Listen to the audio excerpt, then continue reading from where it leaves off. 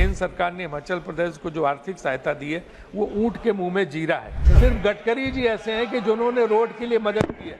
गडकरी जी, प्रधानमंत्री जो गृह मंत्री जी ने आश्वासन दिया है, मुझे उम्मीद है कि इस दिशा में निश्चित रूप से सहायता करेंगे। माननीय Shri Rajiv Shukla ji, demand to create a climate resilient infrastructure in Himachal Pradesh and announce a comprehensive rehabilitation package.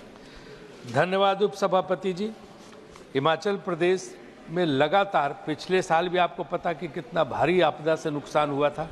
12,000 crore का नुकसान पिछली बार हुआ था और इस बार अब तक जो है अनुमान के हिसाब से 780 करोड़ का हो चुका है और जो ज़्यादा भी हो सकता है 1000 करोड़।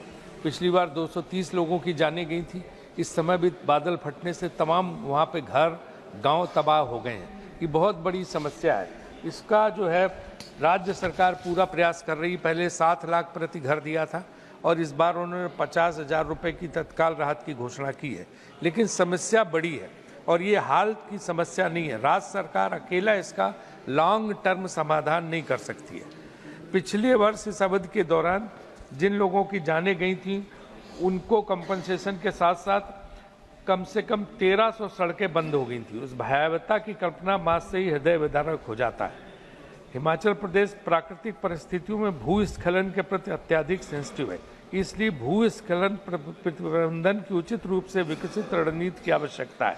गंभीर रूप से प्रभावित परिवारों को राहत पहुंचाना भी आवश्यक है और जिन्होंने अपने घर खो दिए, अब सर्दी आने वाली है तो उनके लिए भी कुछ उपाय करने होंगे। खेती और बागवानी, आजीविका, पर्यटन और उनका रोजगार सब कुछ तबाह हो रहा है। उसके लिए ध्यान देने की जरूरत है।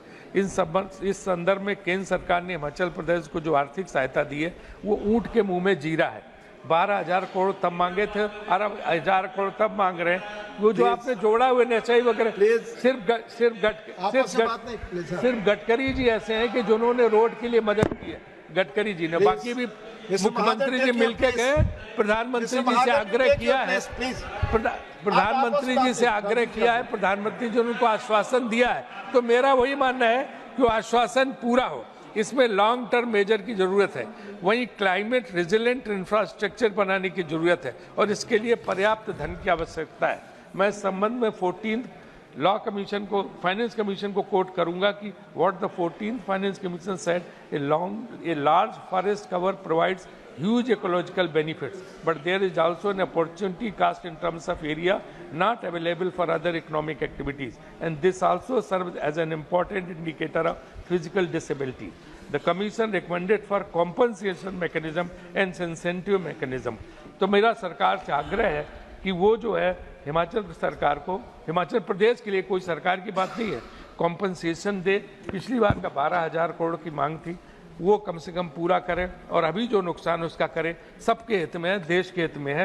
तो इसलिए मैं ये मांग करता हूँ कि पर्यावरण संरक्षण के लिए, इन सब के लिए हिमाचल सरकार को जो मुआवजा देना है वो दिया जाए। प्रधानमंत्री जो गृह मंत्री जी ने आश्वासन दिया है, मुझे उम्मीद है कि इस दिशा में निश्चित रूप से सहायता करें।